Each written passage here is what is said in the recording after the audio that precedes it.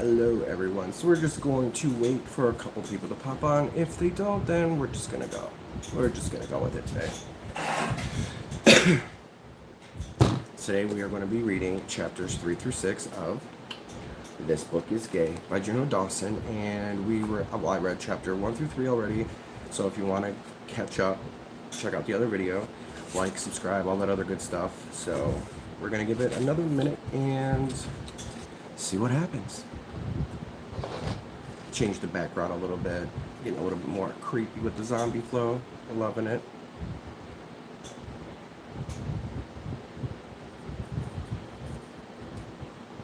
Alright, well, we're just going to begin anyway because I got a lot of stuff to do. So, we are reading chapters 3 through 6 of This Book is Gay by Juno Dawson that is currently being pushed in the Kenosha school libraries. So, we're going to see what's in here and see if this is okay for 11, 12, 13-year-olds to read.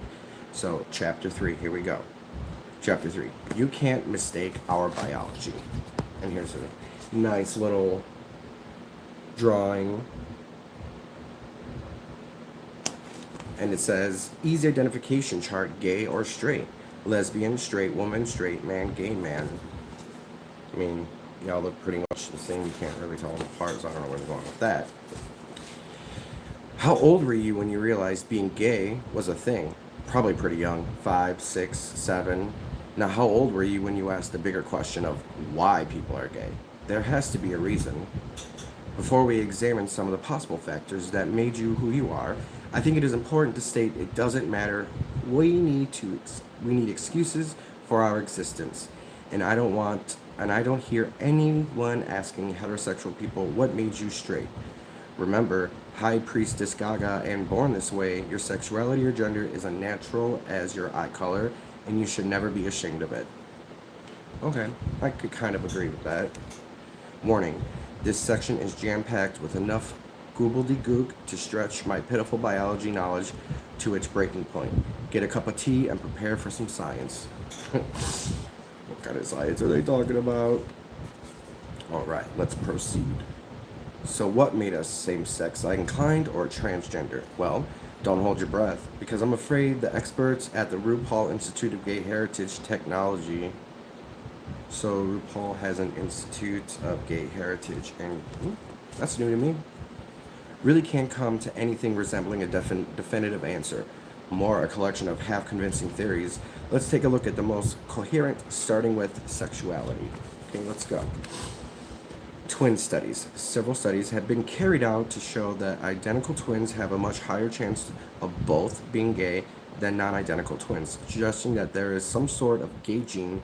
However, it is thought that gay twins are keen to volunteer for scientific studies, and this may have somewhat skewed the data. And then they have a little picture of that, looking at the DNA cells. Chromosome linkage. In the 1990s, there were various studies of catchily named chromosome XQ28, that so-called gay gene, in gay men. The gene is passed down on the mother side of the family, often seeming to explain why gay men may have gay brothers and gay uncles. Interesting. Epigenetics? Okay, epigenetics. Oh, it's only going to get more complicated. I'm afraid after work surrounding XQ28 was somewhat discredited, scientists instead looked to epimarks and a possible explanation. I want you to imagine your mom and dad's genetic codes. Don't worry, I'm not going to ask you to imagine them bumping uglies. Okay, no. Why do we even have to say that?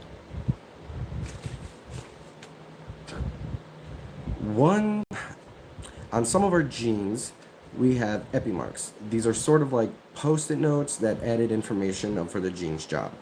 On the male's chromosome, it may have, yo, you should like girls, written on it, while the female chromosomes may come with a note saying, you definitely want to have sex with dudes. Can't there just be XX and XY and then explain the differences? Like, do we really need to, you definitely want to have sex with that dude? Or, yo, you should like girls. Like, come on. You're putting things in children's heads. Like, stop. Now, for a long time, it was assumed that these post-its were removed before being passed via sweaty parent sex. Again, with the sex part, this is being pushed to middle schoolers and children, and we're talking about sex with them. I think there used to be something they called those type of people. Sorry, couldn't resist. Of course you couldn't. To their body, but now scientists believe this isn't always the case, and that sometimes the post-it notes saying whom you're meant to fancy get stuck onto the kids. So, what? To fancy get stuck onto the kids. So, in short, boys can get the epi mark for liking boys from their moms, and girls can get the epi mark from liking girls from their dads. Okay. Tell them that they should freak out about your sexuality. I imagine they'll enjoy being blamed. Well, now you're kind of telling them that if the parents don't agree with your sexuality, to tell the kids to blame them. There should be no blaming going on because you can't choose what you are. You just are who you are. And blaming somebody for that is not the greatest thing to do, like mentally for yourself and the other person. For more science-y theories. Having lots of brothers, which each boy, baby, your mom's immune system gets better at blocking male hormones in the womb, making gay male babies more likely. Note how a lot of studies have focused on gay men figures the patriarchy. Here we go again. Pheromones. An area men, I'm afraid, brains react differently to different scents depending on sexuality. Gay men's brains respond to locker room sweat, smell, while straight men respond to compound found in ladies'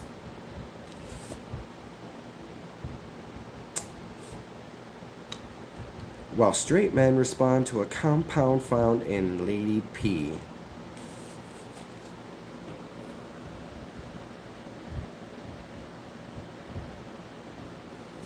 That's what we're teaching middle schoolers. Okay. All right. All right. All right. All right. Brain structure.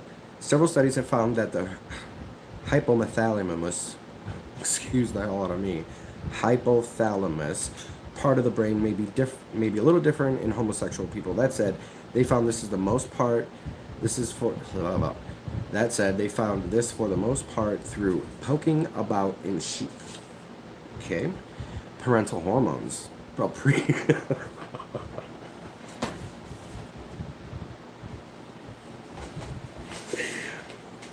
oh, prenatal hormones. Oh my God, it is one of them days today. Linked to the having lots of brothers idea, this is the idea that the changes in the brain structurally possibly come from the levels of androgen that we are exposed to in the womb. It can change the gender of your brain, including sexual attraction. Oh, okay. Well, that's what they said. Okay. Exotic becomes erotic. Ooh. Okay, let's see what they're talking about here. I like this one for no other reason than that it has a silly name. This idea states that our biology, brains, hormones, genes, predisposes us to like stuff associated with the gender more than the other. Eventually, we see those who are exotic, i.e., boys if we like girls stuff, girls if we're typically more masculine, as sexy. I'm meant to be impartial reporter of these theories, but this one seems like a total ass. I mean, really. What's ass about it? I'd like to know. Evolutionary studies. Okay, here we go. They're gonna start talking some smack, I bet. Clearly, there are some issues with the idea of engaging gay men and lesbians who had babies would produce gay babies, right? Wrong. Why are there so many gay people coming from straight parents? From a Darwinian perspective, homosexuality makes no sense. If we were all gay, the human race would die out. Gay people, being less likely to now reproduce, remove themselves from the gene pool. There have been several theories about this. One that perhaps the gene predisposing people to homosexuality actually poses a benefit in heterosexual people, only sometimes making the person LGBTQ+. Can't you just say gay or lesbian? And this is why the trait continues to be passed down through generations. Another theory is that gay uncles and aunts tend to dote more on their nieces and nephews. helping to ensure the youngster's survival is in the way propagating their own genetic code. Biological differences. Gay men and straight women have equally proportionated brain hemispheres. Gay women and straight men have slightly larger right hemispheres. Gay men have slightly longer and thicker winkies. Excellent. What the hell are winkies? The amygdala. Okay, whatever that word is. The come on, spelling bee, I never won. The amygdala of gay men is more responsive to porn than those in straight men. So we have bigger dicks and we're hornier. Just saying. Okay, so we have bigger dicks and we're hornier. Just saying. Again, remember, this book is being pushed to schools, middle school. Children are going to be reading this and finding out that because of the amygdala, gay men have bigger dicks. Okay. Finger length ratios are varies between lesbians and straight women. Get combing the streets with the finger ruler, ladies.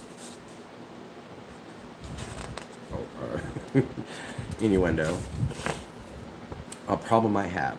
All of these theories seem to have us programmed to gay or straight from before we were born. I find this very exclusive of bi, curious, and queer people. So bisexuals, like both men and women, so how is that excluding them? And queer, isn't it just another word for gay people? So what's the problem? Clearly biology is playing into our sexual preferences, but not our lifestyle choices. Because sexuality is different than an identity. Clearly biology is playing into our sexual preferences but not our lifestyle choices. No gene is going to help you come out, nor is it going to determine what kind of family situation you're born into. Therefore, environmental factors must play a huge role that shouldn't be overlooked. I imagine a child born into a liberal accepting family in the US is far more likely to identify as gay or lesbian than a child born into a strict Muslim family in Yemen. You get me? Culture. Also, I doubt there's a gene for bored and horny or feeling a bit experimental. I worry that scientists don't take into account the fluidity of playfulness of sex and sexuality. My advice is to be interested in when reading the theories is this chapter, but to simply accept that when it comes to sexuality, it is how it is, and that is fine. Enjoy. I don't really understand what they're talking about there, but whatever. Biological explanations. For many decades, it was thought that being trans was a result of environmental or parental factors. However, the high-profile case of David Reamer, 1965 to 2004, changed things somewhat. Born as a boy called Bruce, Reamer was accidentally castrated in a botched circumcision and was raised as a girl. However, David always identified as a male, suggesting gender cannot be learned. Our identity is born with us. Modern scientists have possible genetic. Okay, hold on. Before I go continue, I want them to. Why didn't they explain the whole process of why he was trans? Because the doctor basically talked the parents into doing it, and he was on an experiment basically his whole life until he, decided to log out of the game, if you will. I'm not talking about how the doctor was pretty much the whole brains behind the beginning of this transitioning BS. They jump over all that and don't even put that in here. Way to keep people fully informed. Modern scientists have found possible genetic causes for transgenderism, both male to female and female to male. Transsexuals have variations in hormone-binding genes, while female to male transsexuals may also be lacking some female-only gene distribution patterns. Other scientists have found variations in brain structures in both male to female and female to male transsexuals. In both cases, the test subjects have the typical brain pattern that were preferred gender identity. Finally, and this is amazing, female to male transsexuals often report phantom limb syndrome for a penis from childhood, and while cis men who have lost their member do get phantom penis sensations, male to female patients do not mind-blowing stuff, right? Ghost wieners. That's my next, yeah, book. Wait. So what they're saying is that if a female wanted to transition to a male, they have phantom limb syndrome. So a female who's never had a Johnson is gonna have phantom syndrome. Like, how does that make any sense? So you're telling me that these women who grow up and feel like they're transsexuals, they have phantom feelings of having a unit between their unit? Oh man. Oh man. You are going to confuse the hell out of these kids with this shit. What have we learned? Obviously nothing. Nothing. I have learned nothing thus far. And I'm on chapter 3. Okay. Okay, that was a whole lot of science. No, it wasn't. I hope you feel cleverer. I certainly do. I have summarized about 100 experiments and studies over the previous few pages. There are tons and tons of research papers and books you can track down if you want more information on this. It is fascinating. I think the important thing is to take away from this chapter is that we have little control over our sexual desires or gender, even if we do have control over our identity. However, you choose to identify, though no one can ever say your feelings are a choice. I'll say it again. When it comes to who you fancy, who you are, it is how it is. And you never ever have to apologize for this. You are born this way. See, I have a problem with that. I mean, yeah, you're born gay or lesbian, or on a very small percentage, you're born trans. But a lot of these kids are doing it for the clout. They're non-binary. They're all these neo-pronouns, and they're the 2023 version of goth kids from back in the 90s. I keep saying things that did not make you gay, and they have this whole thing. It's funny how they bring up the Illuminati in there, and Satan in there, and pushing mothers, and sharing mugs with a gay person, seeing gay characters in books and TVs, toilet seats, dolls, fluoride, and airborne monkey virus. Monkey virus? Like monkeypox? Oh man, these people. I tell you again, the Illuminati and Satan in the book. Cry, cry. On to chapter 4. Stereotypes are poo. What adult in their right mind actually talks like that, unless you're actually trying to target a certain audience that think that toilet humor is funny? Children? 10, 11, 12-year-olds who think poo is a funny word. 8-year-olds, 9-year-olds. Well, there's a lot of graphs in here. Aren't gay men amazing? They are such loyal friends, and they're always good for a laugh. They're also backstabbing, catty, shit-talking little bitches. They're the best shopping partners, too, and they're always up for dancing to Beyonce. Girl, quit stereotyping all of us. I'd rather be out there headbanging to fucking Metallica or some shit, not twirling like a little girl to Beyonce. Get in the pit, bitch. GBFs forever. I don't know what that fucking means. GBFs forever? What does that even mean? This book is stupid. Yes, dear, and all Irish people are leprechauns, and Paris is full of onion-wearing mime artists. Representation of LGBTQ plus people in the media is getting better. It's saturated. There's too much. But it's still vastly limited. You're in movies, you're in TV shows, you're in music, you're in reality TV, you're on the internet, you're in magazines, you're taking over women's jails, you're taking over women's sports, you're taking over women's locker rooms. You're everywhere, and you still think you don't have enough spaces? No. Unless you are one of the lucky people who grew up around gay people, you might think that all gay men are fabulously campy talk show hosts and all gay women are sports commentators Hopefully, you recognize that this isn't the case. You can probably count the number of transgender people on TV on one hand. It's like quadrupled since then. There are so many trans people on TV that I don't get how you're complaining about underrepresentation. You're everywhere. You're taking over everything. Now, I don't see trans men doing that as much. Kind of funny that it's only trans women taking over women, biological women's spaces. It's kind of misogynistic to me, if you ask me. But who am I? Just some idiot on the internet speaking his mind. And again, this book is gay. This book is retarded. I'm just saying. Legendary gay rights campaigner Harvey Milk, who was also kind of not such a good person, encouraged all gay people to be more visible so that young people would be surrounded by a spectrum of infinitely varied gay people, the way people would see the stereotypes and meaningless. Let's take a look at the common stereotypes about gay people.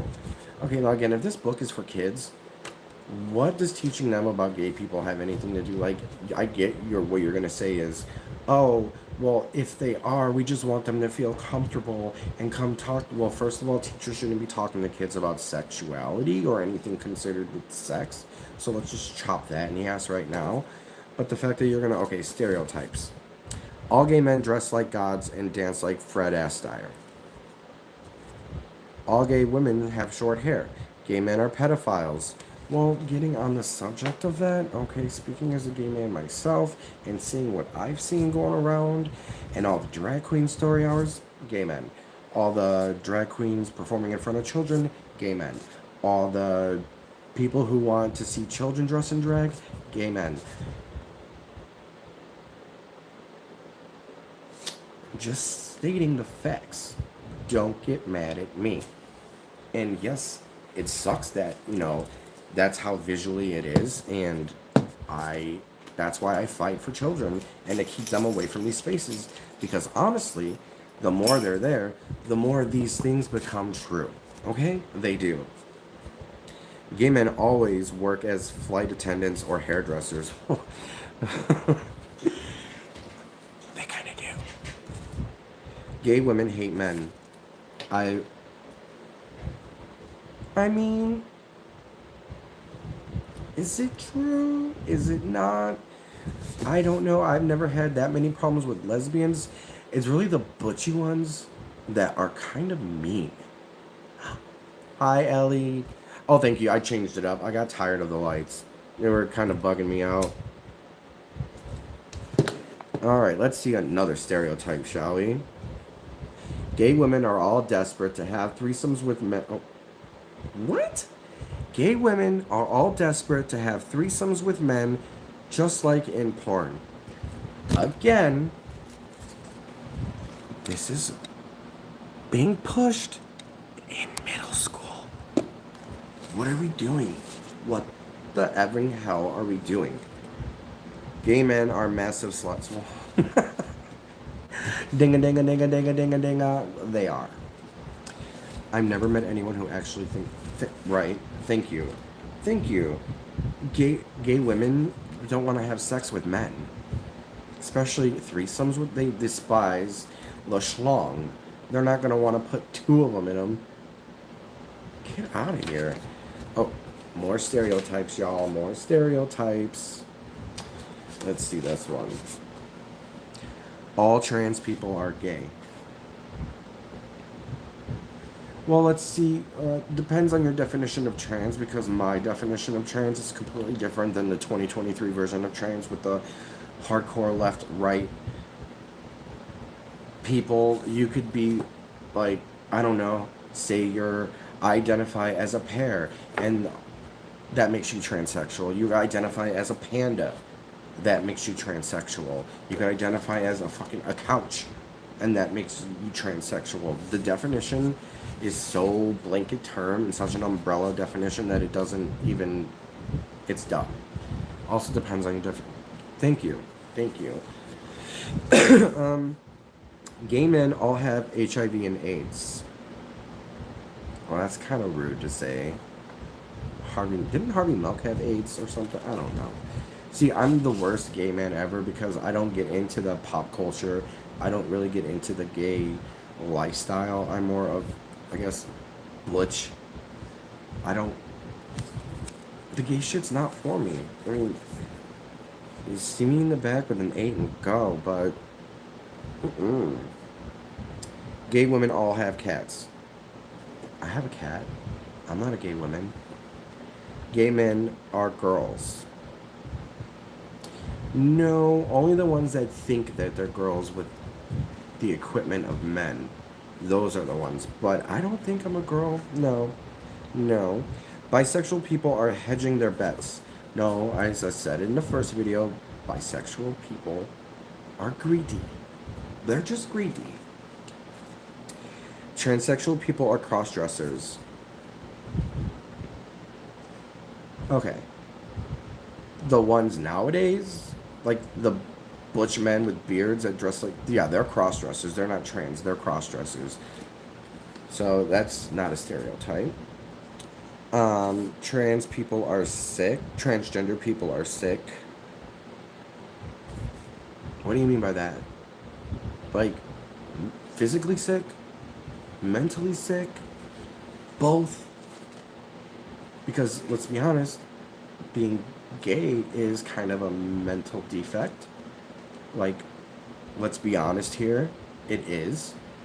It's not norm, so it's an unbalance in the brain. So I would say yes, transgender people are sick. Just like gay people. Because we all have a mental imbalance that makes us this way. I don't really care. I'm cool with it. It is what it is. I can function, I can work, I can live, I can pay my taxes. I just like a little bit of different things. But trans people pose a threat in public bathrooms. Yes, they do. And let me clarify what I mean by trans people.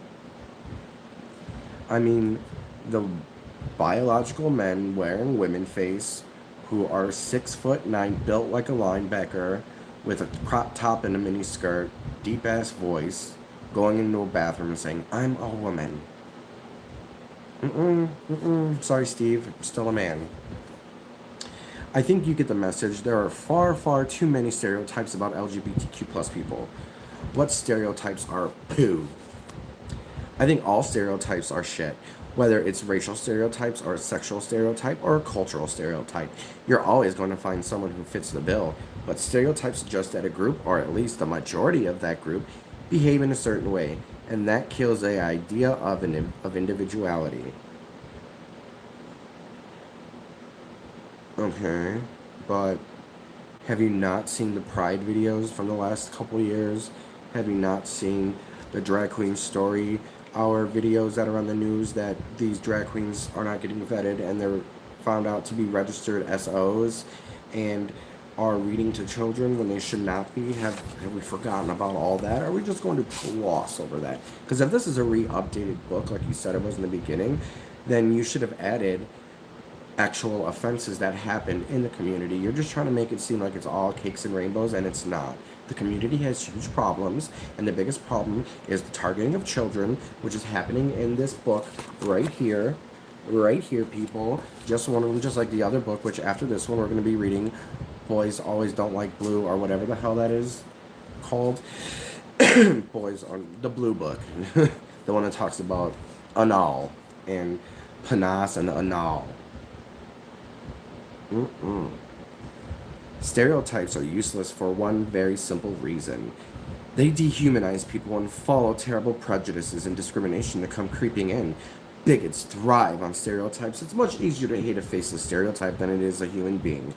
As well as being awesome, LGBTQ plus people are also a persecuted minority. Honey, not anymore. Not anymore. They are living life largely.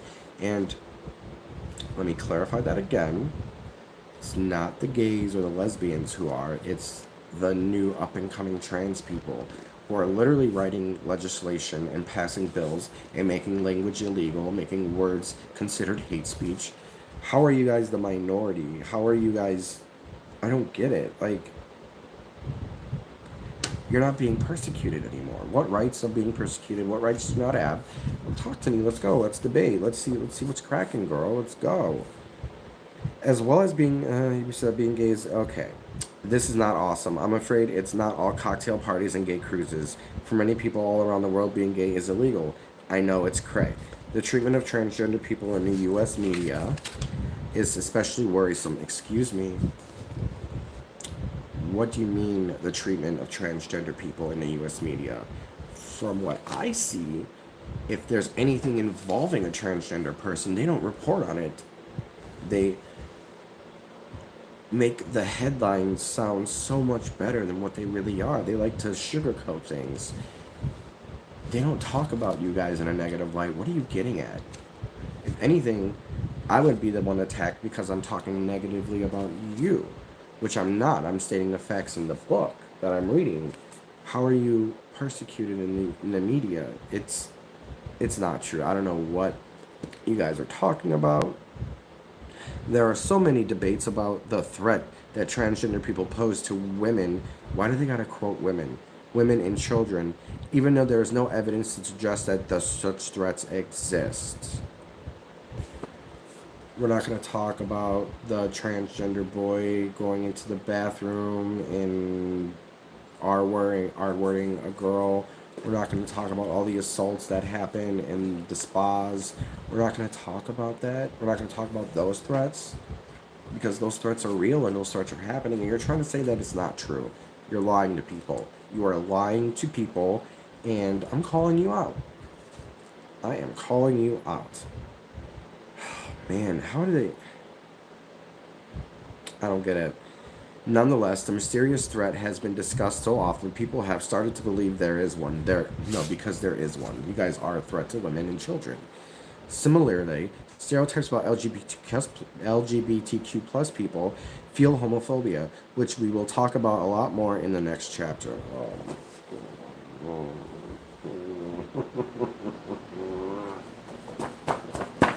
What homophobia? What homophobia are we at? We're not living in Uganda, okay? We're living in America. There is no homophobia here. Get the fuck out of here. And if you think so, go somewhere else and try. Go to Canada. Go fucking have some butt fun with Trudeau. Get the fuck out of here. We don't want you here anyway if that's how you think of our great country. Peace. Kick rocks. Get out of here. Each LGBTQ plus person is completely unique and individual. No, they're not. No, not the current ones. You guys literally look like a copy and paste of each other. All the piercings, the dyed hair, the medications, the 100,000 frickin' symptoms that are wrong with you, you guys are all the fucking same. No individuality in that group whatsoever. Although a lot of gay people might like some of the same things, there's a rich and varied gay or queer culture. Why can't you just say gay culture? Why do you have to throw queer in there? Who are you trying to rep? Who? And who needs to be I get it. Equal representation is awesome. But if something like not being represented all the time is going to make you lose your mind, you need to see a doctor. Honestly. To think that you need to be validated every damn second of the day, you have a mental issue, honey. Really bad problem. Even if you identify as gay, lesbian, bisexual, transgender, or queer, you're still just you. There are infinite ways of being gay, and they're all brilliant.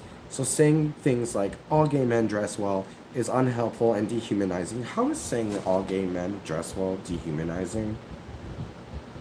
If a gay man dressed like shit, and people thought, because I would like that to be like, that's okay for a stereotype that all gay men dress well. How is that dehumanizing? It's not. Like, you guys and your words of victim mentality, it's too funny. It's dehumanizing the gay men who don't have a flying fig about fashion. Remember, being gay is just one element of your identity, so how could we possibly all be the same? Which stereotypes bugs you? And then they go on to list a bunch of stereotypes from different excerpts from people who wrote in. I'm just going to go through a little bit of them. I'm not going to read them all because, like I said, I don't want to waste a lot of time on this book. But, alright, the first one. I find the gay best friend stereotype very grating. R, 17, London, UK. Lesbians as man-haters, bisexuals as promiscuous and ever secretly preferring men, are not existing, asexuals being non existent, and all asexual people are prudes. Nina, 16. Stereotypes that all gay men are super feminine and all lesbians are super masculine and annoying. In high school, there were a lot of rumors that I was a lesbian, which I was pretty okay with, honestly, because of my short hair, disinterest in boys, and refusal to follow fashion trends. Chris, 18. That is, there's a lot of these actually. A lot. We're gonna skip those. Okay. Next one, subcultures versus stereotypes. Again, we are reading This Book is Gay by Juno Dawson. This book is cringe. Coming here first. Subcultures versus stereotypes. Every once in a blue moon, stereotypes may have the tiniest grain of truth. Lots of gay men do like Beyonce. But who doesn't? She's the dancing Asian of pop.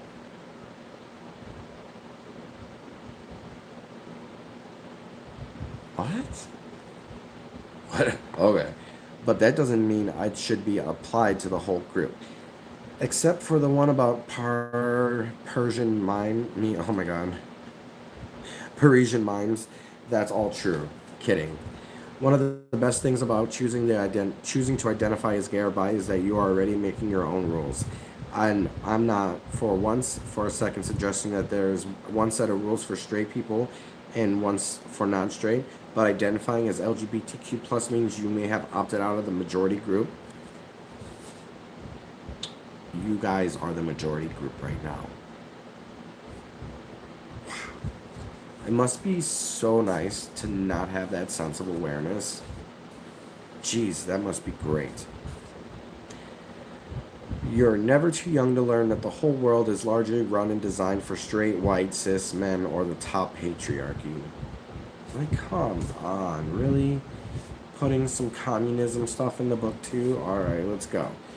This pretty much means you are free to adopt whichever element of gay or queer culture you see fit. It's just gay culture. The queer shit's gotta stop. The biggest bonus of coming out is that you can be who you want to be with no hiding and no apologies. Basically, you can pick and choose which stereotypes you want to adhere to because some of them are part of the great tradition set out by generations of LGBTQ plus people. What if you do want to work as a flight attendant? Do it. What if you want to work and play rugby and listen to musical theater soundtracks, but also trash metal? Well, guess what? Your identity is your to design. Basically telling kids that they can be whoever they want to be. I mean, that's cool. They could be whoever they want to be, but you got to put the gay shit in there, honestly. If you're a gay girl who wants to shave her head, who the heck has any right to tell you not to? It's your hair. I like to point out that LGBTQ plus people do not cause homophobia or transphobia simply by being homophobes or transphobes or simply bigoted, and that my friend is their problem. I actually like to point one thing out. If you haven't noticed, but within the last 10 years, our acceptance rate has dropped tremendously, and it's because of insane liberal freaks like you guys. All the bullshit you're causing, all this trans shit, the Leah Thomas, the Caitlyn Jenners, the frickin' all them, the Jazz Jennings, the bathrooms taking over sports. Yeah, you guys are causing a big problem. You're making homophobia a thing again, just so you know. Oh, look at this. They give you a little graph of bears. This refers to big, hairy, gay men, often with beards. Cubs. Not subsequently, these are younger, big, hairy, gay men, often with beards. Then they have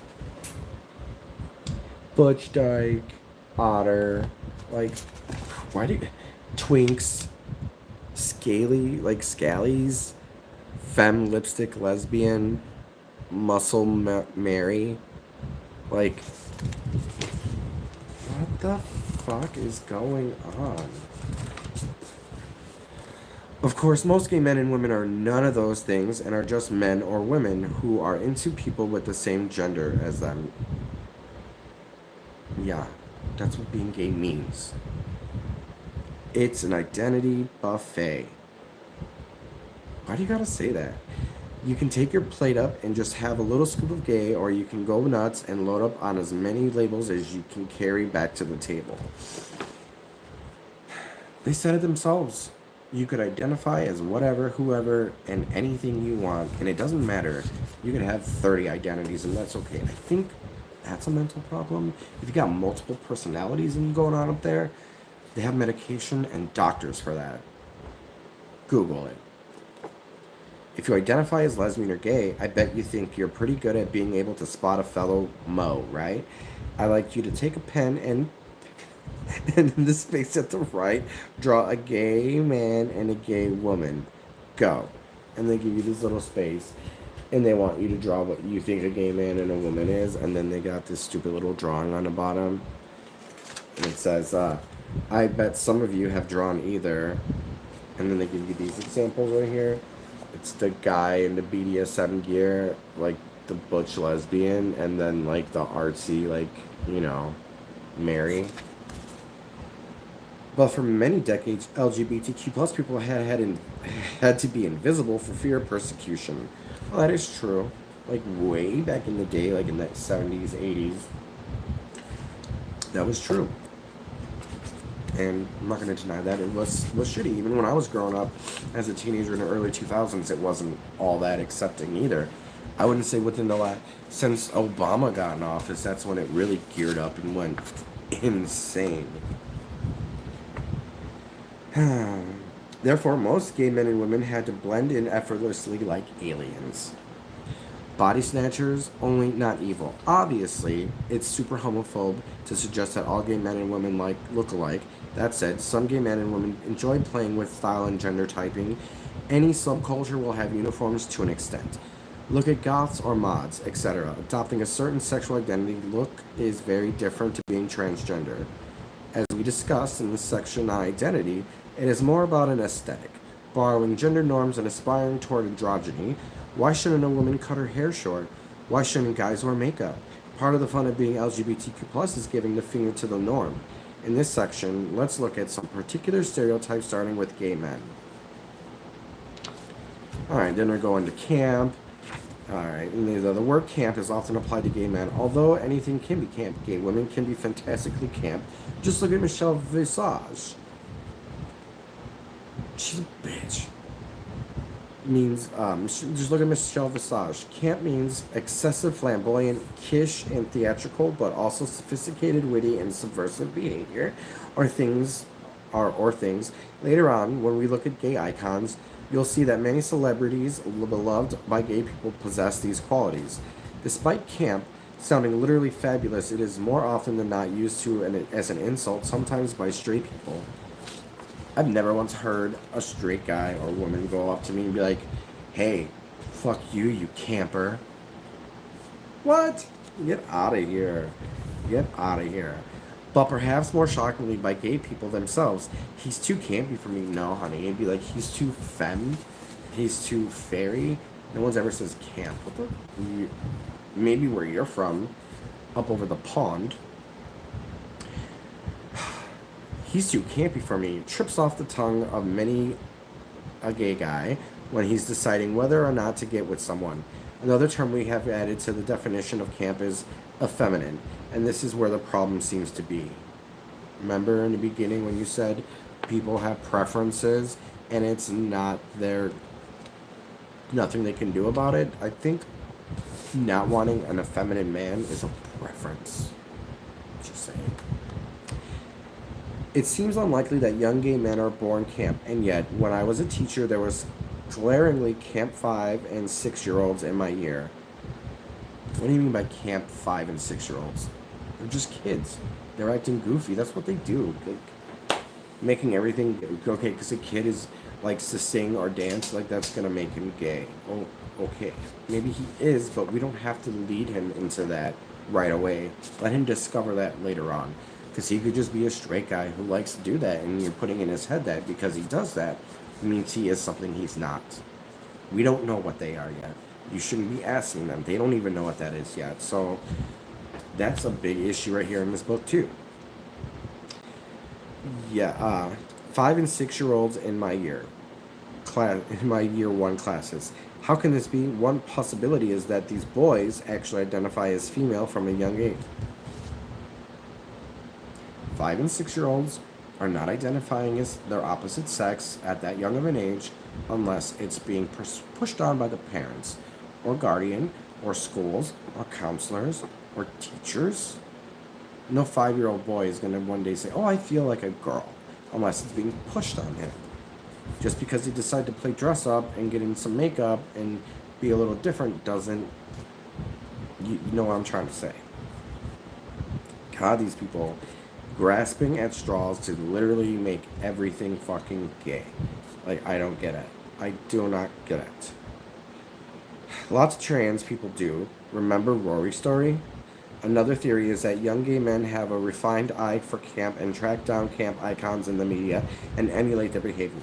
Whatever the origin of camp, it is fair to say that however butch gay men think they are, total strangers are more than able to spot a gay chap at 20 paces, especially if they themselves are gay. If we're to ask 100 gay men, do you think you're camp, though they'd scratch their testicles, adopt a tone 10 decibels lower than normal, and say, "Nah, mate, not me," I estimate possibly 3 or 4 might say, sometimes, if I have a drink. This is simply roaring misogyny. Do gay men just hate women and anything stereotypically female? How do you get that? How do you go from that and get the answer of that gay men hate women and anything stereotypically female? I can see your misogyny seeping through the pages, sir. I'm sorry, ma'am. God. Living in a male-dominated world seems to have infected us with the notion that anything male is better. It is. Is this why some gay women also reject feminine norms and chase down the characteristics of a dominant group of the planet, men? Being gay doesn't make you immune to misogyny, but I think it is more than that. After decades of being told I'm sorts of ways that gay men are less than straight men, the community has turned that hate inward. We aren't rejecting female traits, we're rejecting stereotypical gay ones. How sad is this? I don't know what you're talking about, but I don't see it. Just because every gay man doesn't want to act like you and wants to just be a man doesn't mean that it's self-hating, internal homophobia, projection. Like, get off of it. These people, I tell you. How sad is this? Answer, mega sad. Because being gay or lesbian is fabulous and it's glorious. Like, being alive and being able to live in this earth and live in this country is fabulous and glorious. So we might not like all of our stereotypes, but they are ours. They belong to us. The rest of the world is so shady about gay people that, love it or hate it, I think we could all be a little bit more supportive of gay culture. How much more support do you people need? How much more coddling do y'all need? It is too much with the I neediness and the I want, I need, look at me, validate me. Like, stand on your own. That's what being an individual is all about. Not needing to be affirmed by everybody and everything and needing to see yourself in every aspect of life and culture and movies and TVs. You don't need to be represented 100% of the time, 24/7, 365. You do not, okay? The less, the better. You just make people want hate. I'm starting to hate the community because of the shit you guys do. It is ridiculous. So we might not all like all our stereotypes, but they're ours. They belong to us. The rest of the world is shady about gay people. Love it or hate it, I think it could be a little bit more supportive of gay culture. Let me tell you something. We can act straight all we want, but if you're sleeping with your own sex, the rest of the world you're as gay as John Walters, living in a pink tent with Rachel Maddow while watching Drag Race. That is pretty gay. And Rachel Maddow, why? Out of all people, you chose Rachel Maddow? That man? Please. The same could be said for trans people who are denounced that trans label or live stealth. So they're talking about people like Blair White and like Contra and all passable when my thing is like if you're coming out as trans and you want to live as trans, why wouldn't you want to be passing and want to look as much as like a woman as you could? Wouldn't that make your gender dysphoria a lot better? Like for people that are saying they're trans, like isn't having gender dysphoria one of the big components of being trans? So a straight up dude with a beard walking around 10 octaves low and saying, hard, I'm a man, I'm a woman. Like, doesn't that do anything to your gender dysphoria? Seeing the manly hair and your manly voice, wouldn't that make you crumble in, like, anxiety and not make you want to leave? That's what makes me think these people are playing. They're all playing games. It is. I'm happy the world is waking up to this bullshit. A little bit later than I thought they would, but hey, better late than never, right? The same could be said of trans people who are denounced. Yep, you get that. I am still very open about my journey. It's nothing to be ashamed of. If people like it, people think I'm a freak, good. I certainly wouldn't want to be like them. Mean. You might as well celebrate it. And this is the part of the reason why we call our celebrations pride. Too much pride is not good for you, sir. Desperate Dans. That's a new one. I've never heard of that. As mentioned previously, any subculture may develop a uniform, but for some gay men, the look has gone far beyond mere clothing. It's, you guessed it, a stereotype, but gay men are often thought to have the best bodies on Instagram. Go to any big gay club, and another stereotype incoming, you'll see huge guys, arms aloft with their tops off, barrel chest, six-pack, and neck as big as my thigh. Have become the norm. It seems that aspirational aesthetic is that a cartoon human, Desperate Dan. Why are you ragging on dudes who just want to be fit and healthy? Why are you getting on men because they want to look good? Judging by the words, you are saying you're just a fat tranny who doesn't like gay men who look good because you never got off your ass and worked for it and went to the gym and worked hard like they do for their bodies. So if you're going to work hard for something, damn right you're going to want to flaunt it off. Don't be jelly, honey. Don't be jelly you couldn't do it like they could. Get off your high horse. Jeez. This pressure may have real consequences. Gay and bisexual men and boys are significantly more likely to suffer from eating disorders than their straight counterparts. Feldman and Meyer, 2007. The Velvet Rage author Alan Downs. Poised that the gay obsession with body mass is down to self-loathing, he believes gay men chase impossible levels of fitness. Like, what do you mean, impossible levels of fitness? To go to the gym, work out, get a pack, get a nice, body, and that's, what do you mean? God. These people, oh man. Overcome an inner sadness, you'll be happy if only you become the bit more perfect. He believes gay men look for validation in all the wrong places. Sounds like projection. We are subjected to peer pressure even as adults. We see very muscular bodies in porn, in the club, on the beach, and we think it's easily achievable.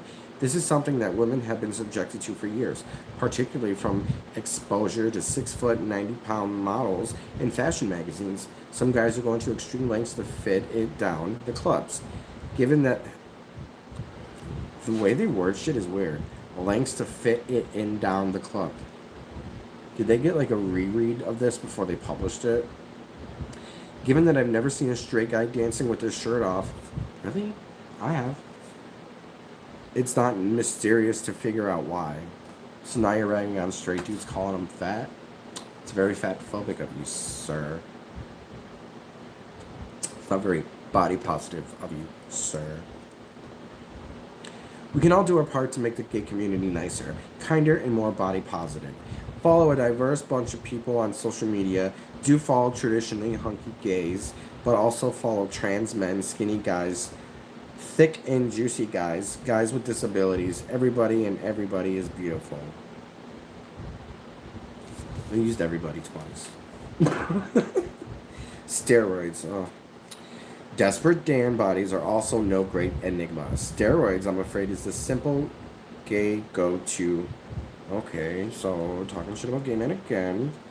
Go to a gay beach and play real or steroids. Some gays have naturally lean, defined, or even muscled bodies, but I think you can spot a steroid user a mile off. Steroid use is an epidemic on the gay scene. All those really huge guys, with very exceptions, are using. So let's talk about it. The roids. The ones we're talking about are the anabolic androgenic steroids, or AAS for short. Users inject or swallow high doses of the male hormone testosterone, which promotes growth. Most users take them in continuously, causing fluctuations in their body mass as when they need to look buff. Some users take a cocktail of different steroids, a practice known as stacking. If everyone's on them, they can't be so bad, right? Wrong. Then they go into the benefits and the side effects of steroids. I mean, we don't have to go through that because I'm pretty sure people know there are side effects to any medication that you take. No medication is good for you. Every medication has side effects. Duh. I think that table speaks for itself. As with many illegal drugs, note that some people are prescribed hormone treatment for valid reasons. Bullshit. Just because your friends are doing it doesn't mean it's safe. Also, I'm not sure how I can say this delicately. No one wants to have sex with a bald, spotty psycho with balls like shriveled raisins. I'm known for my tact. You're also known to talk disgusting in books that are being geared towards children. You're telling kids that men on steroids have raisin balls. I'm talking about balls. So it's a vicious circle. Guys will only look buff for as long as they are on the drugs, so you are well aware of physique is not because of your genes or efforts at the gym, like fake self-esteem. Frankly, it's cheating pure and simple. More to the point, no one ever made themselves happy just by going to the gym. The big guys still want to be bigger. It's a never-ending quest for a state of perfection that doesn't exist. Guys on steroids aren't happier, they're just bigger. Finally, the desperate Dan look is very specific, and not everyone is into that roidy look. It's no guarantee of finding a love match. Then they have like more comments from people. Now it's on the girl wars. While gay men wage war against camp and muscle, gay women have their own fights. This war is about femininity. Butch dykes often take issue with lipstick lesbians, and vice versa. You hear a lot of arguments like this. I'm a lesbian, so I want a woman who actually looks like a woman. Or, she's just pretending to be femme. She's really a dyke. Whoa, women, chill out. It's okay. Preferences, remember? Preferences. As with gay men, the infighting isn't helping anyone. We get enough grief from outside the community as it is. It seems that some women feel that adhering to avoid stereotypes is somehow damaging the cause. But of course, this isn't true. All any person can be is comfortable. It's all about personal taste. Some women like makeup and fashion, and some don't. You'll notice that this has nothing to do with sexuality. In fact, it is more troubling it is that straight women might accuse of being gay purely because they don't like fussing over their hair, clothes, and makeup. That's both homophobic and sexist. Here we go again with the terms. What's more, when it comes to dating, some women are very into butch lesbians and some women are into girly girls. There is really something for everyone. Right? Preferences?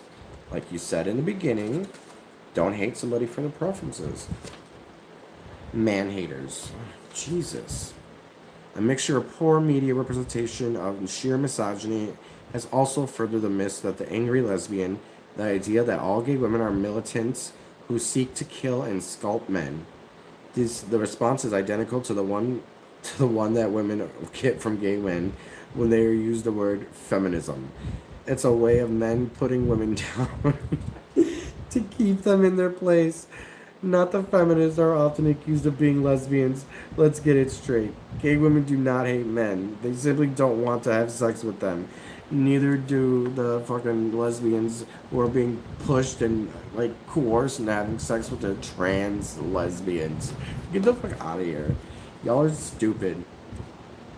Very often when talking about women's issues, I find the term men is used to describe the patriarchy. This is also a mistake. Join us. This is so ridiculous it's hardly warrants airtime. But pornography, more on that later.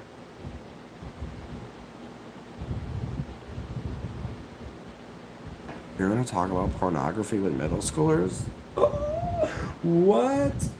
You guys are... has led some young heterosexual men to think that scantily clad gay women will coettishly beckon them into a soft, focused three-way. Clearly, this is not the case. Some bi or queer women, I hate that word queer women probably are looking for threesomes with clammy, palmed internet men. But most aren't. No lesbian women are. I can't state this enough. Lesbians like vaginas. They said it there themselves. No lesbian women are. I can't state this enough. Lesbians like vaginas. So to the men who are pretending to be women that says they're trans lesbians like vagina. Don't shoot me, dude. Juno Dawson said that, not me.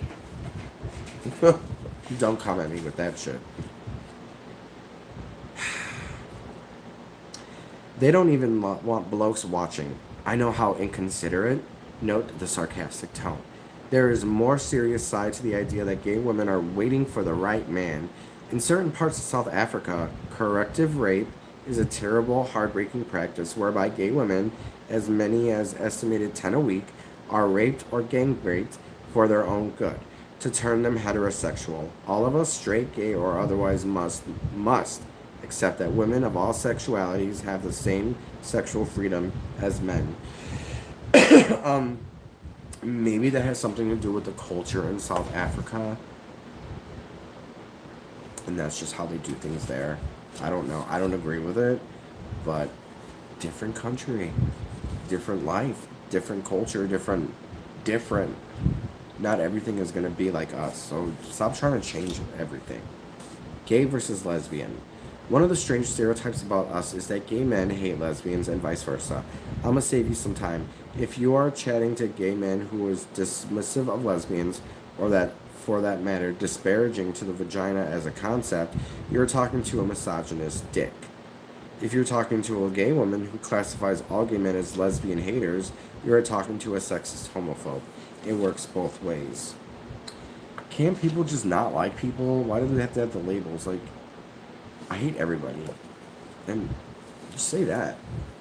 Needless to say, gay people often show a startling lack of awareness about trans people. Who fucking cares? Confusing drag queens and transgender people constantly. Well, drag artists and drag queens are men that dress as women, and trans women are men who dress as women. The only difference is you actually think that you're a woman, but you're not. So,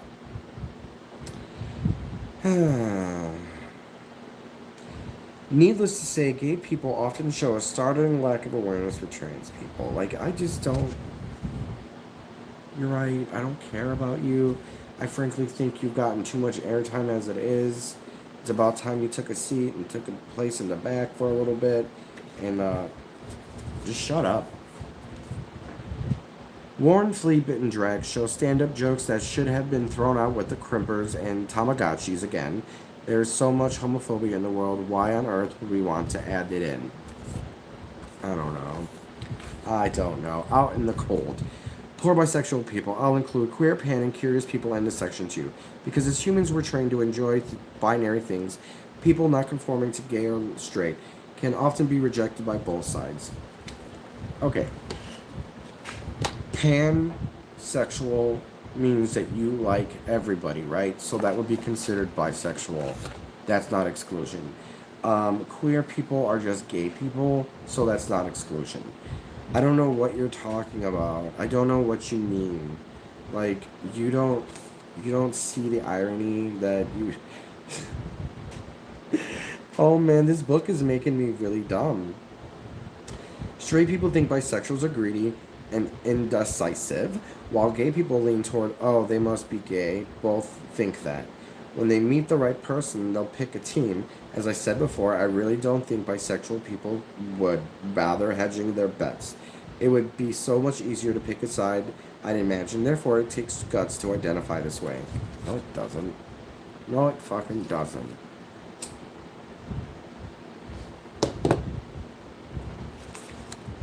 It's up to you to decide if bi people are getting the best of both worlds, or the best of worst of both worlds.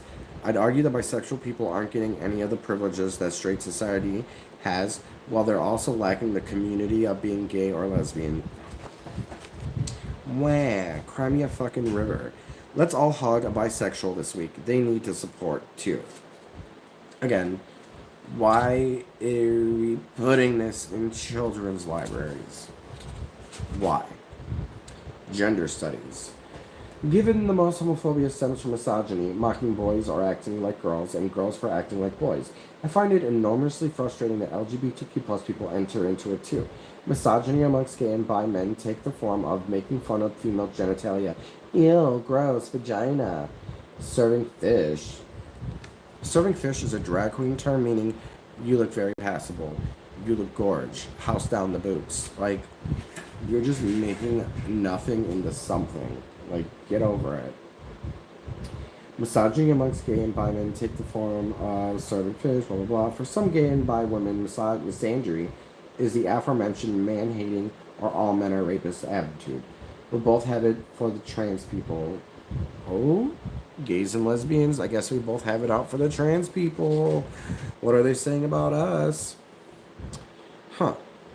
But both have it in for trans people. Mocking trans people as chicks with dicks, or they're not real men or women, and such undermines the entire trans experience and existence cisgender people will never fully understand. It's hugely indecent to ask trans people about their genitals, or the op. Trans people are not defined by what's between their legs. Well, preferences, honey. Yes, you are. If a man, straight man, is going up to you and you're fish, and they think you're, a biological woman, and they take you home, and then all of a sudden they pull down your pants, and you guys are about to do it, and they find a Johnson there when they thought they were going to find, a Betty there, there's going to be problems. You need to disclose your information for safety purposes, I believe. You guys claim, oh, transgender people are getting killed, blah, blah, well, probably because you're lying to men and fucking freaking them out because you're a dude and they think you're a chick? Come on now. Misogyny amongst gay and bi men take place in the vagina. We got that. Both have a trans people. It gets worse. Non-binary people are widely mocked by straight, cis, and LGBTQ plus people alike. I identify as a helicopter brigade. Well, yeah, I don't like them either. I don't like them. The terminology must be newish, but gender nonconforming people have been around forever. Yeah. Duh. David Bowie, all of them. But the terminology may be newish, but gender nonconforming people have been around forever. There is a special place in Hades for trans people who criticize non-binary folk for not following the traditional medical transition. No, I disagree with you. If you're gonna say you're trans, you better put in the fucking work. If you want the privileges, you better put in the fucking work. Conformity. In any group, there are bound to being social norms, and being LGBTQ plus is no different. Perhaps some stereotypes arose from the shattered attributes. No one has to conform to these traits. However, despite the hundreds of stereotypes we talked about in this chapter regarding hairstyles, clothes, behavior, it's important to remember that even if you do conform to certain stereotypes, you're still an individual. There's only one you, and you can do whatever you like as long as you look at yourself and don't hurt anyone else. Why do you want to be? There's only one rule. Always be true to yourself. Well, we're going to end it there for today because my brain hurts and I quite frankly cannot read another chapter right at this moment. So, thank you so much for being here with me today. This book is messing up my brain. It's messing it up. But thank you so much for being here. Ellie, thanks for being here. The only one again, Preesh. I will be going live again in 2 days to read chapters 3 and 4 and possibly 5 if I'm feeling into it. But that's that, folks. Have a great rest of your night, and thank you so much for being here. Talk to you later.